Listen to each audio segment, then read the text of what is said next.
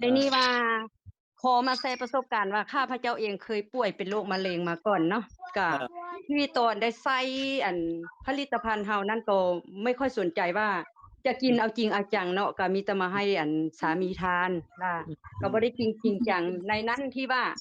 คันข้าพเจ้าเองเชื่อมั่นสินค้าของบริษัทSuccess More ข้าพเจ้าจะบ่เกิดมะเร็งปากมดลูกเนาะที่ว่าข้าพเจ้าก็ได้เดินไปที่เพิ่นเปิดงาน The Success อยู่พัทยาปี2016เนาะก็บ่ได้ใส่ใจก็กินบ้างไม่กินบ้าง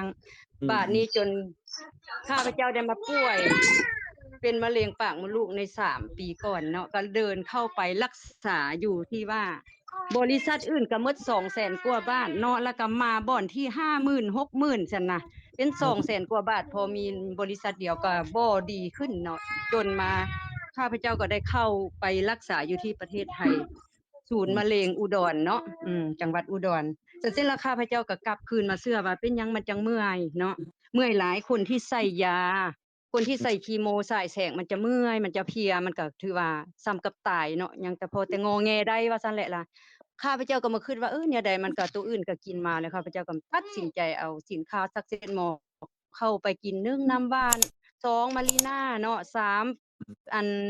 3แล้วก็แม่นอันนูทิก้าเคนซ่าข้าพเจ้าก็ได้เอาไปกินหลายอย่างที่ว่าเข้าไปเช่ารีสอร์ทนอนอยู่ปัวเข้าอันยาอยู่อุดรนี่ข้าพเจ้าบ่เคยปะข้าพเจ้าเอาไปให้ปูนิกเอาไปแช่ตู้เย็นกินข้าพเจ้าไปลักหมอกินย้อนว่าหมอเนาะที่ว่าหมอเพิ่นก็ปัวเพิ่นก็บ่อยากให้กินคันเฮาเว้าหั่นน่ะข้าพเจ้าเป็นคนดื้อแนวใดก็ว่าแนวใดก็กูก็คันมันจบก็ให้มันจบว่าซั่นซะกินแนวใดก็อย่าบ่ให้ติไผเนาะข้าพเจ้าก็ซื้อกินตัดสินใจซื้อกินมาข้าพเจ้าแหละหมอระบุเมียนว่าใส่คีโมนี่ต้องแม่น6เทื่อเนาะฉายแสง25เนาะปังแล4ข้าพเจ้ากินอาหารเสริมของ Success More เฮาคือน้ำว่านคุณนิธิกาแคนซ่ามีหยังนี่มารีน่าเข้ามาแล้วให้ปูนิกนี่เข้ามาข้าพเจ้าได้หลุด2เคสเพราะว่าเพิ่นตั้งเป้าว่าใส่คีโมให้ได้6เทื่อบัดนี้คุณหมอมากวดหลังจากทานผลิตภัณฑ์ของเฮานี่ไปคุณหมอมากวดว่า4ครั้งได้แล้วนะคุณแม่ก้อนของคุณแม่ยุบไปหมดแล้วนะคุณแม่โอ้ถือว่าดีใจหลายเนาะแล้วคนที่เข้าไปรักษาอยู่นำข้าพเจ้าเองหั่นเขาจะบ่ใส่ใจจนว่ามาเจอแล้วอยู่แข่งหลวงน้ำท่าจังเอาให้กินเซตนึงว่าฟังความนะว่าไปให้คนไทยกินก็จนได้ฮักแพงกันมากะเขาก็บ่เชื่อแล้วก็ย้านกินเนาะผลสุดท้ายเขาเสียชีวิตได้หลังจากเขาใส่ยามาข้าพเจ้าเดี๋ยวนี้เดินเดี่ยวลงไปทุ่งไร่ทุ่งนาขยายปุ๋ยSuccess Moreเฮา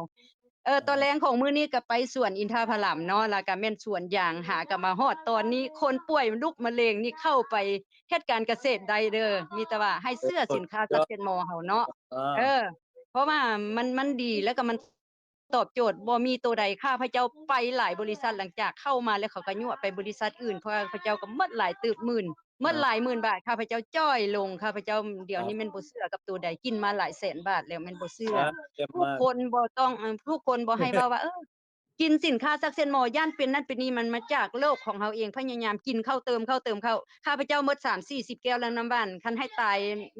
แม่นข้าพเจ้าจะตายก่อนเนาะมารีน่าบ่แคนซ่าบ่ทุกสิ่งทุกอย่างของSuccess Moreข้าพเจ้าซื้อมาหมดในมื้อนี้ก็หมดหมื่นกว่าบาทและสั่งออเดอร์เข้ามาในมื้อนี้นะมื้ออื่นจะไปรับสินค้าน่ะคุณนพเจ้าๆอ้าวขอบใจเด้อขอมาแชร์ประสบการณ์เท่านี้เด้อเจ้าๆเนาะ